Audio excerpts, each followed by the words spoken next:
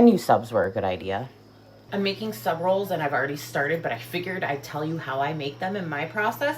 So I have 1 cup of hot water right here that I add about 1/4 of a cup of milk to, whole milk preferably. I'm gonna add 3 tablespoons of white sugar. You can use turbinado too, actually. I use it too. And 2 1/4 teaspoons of yeast, dry active yeast, and 1/4. Cover and let this bloom for about 5 minutes. In the meanwhile, while that's blooming, get 3 1/2 cups of flour, bread flour preferably, but you can use all purpose, into your mixing bowl with 1 room temperature stick of butter, 2 teaspoons of salt. I'm using Celtic sea salt. Last but not least, 1 egg.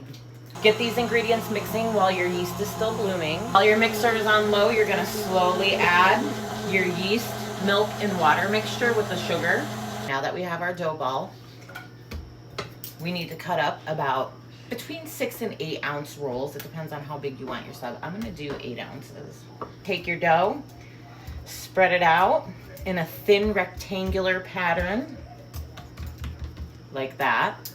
And then you're gonna take it from this angle, like this, and roll it with your fingertips until you get to the end. That's what you're gonna have. Take your hands, flip them down, and roll with your fingertips until you get the shape you desire. And there you go.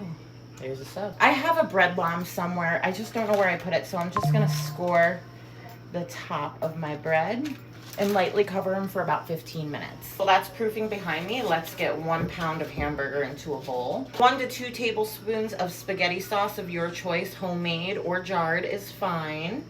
1 egg, 1 piece of bread, and we're gonna pour a little bit of milk on top, just enough to soak the bread.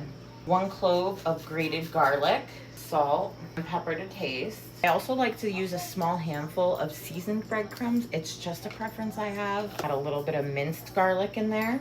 Mash this all together. We're gonna grab another sheet pan, put some parchment paper on it, and our oven is already preheating to 400 degrees for the bread.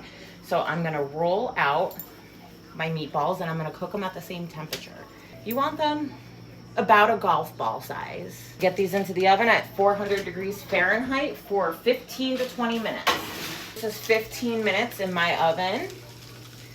The sub rolls have proofed enough, and we're gonna pop those in the oven at 400 degrees, and we're gonna start at 20 minutes. These came out perfect. They're looking pretty good. Put a little Swiss down inside of it. Put your meatballs on top of that cheese. I reheated some leftover sauce, and I'm gonna pour that all over top. I should do this on parchment paper. Right, there we go. I add some mozzarella and a little Parmesan on top. Back into the oven for 5 more minutes. And there's Dodge's sub.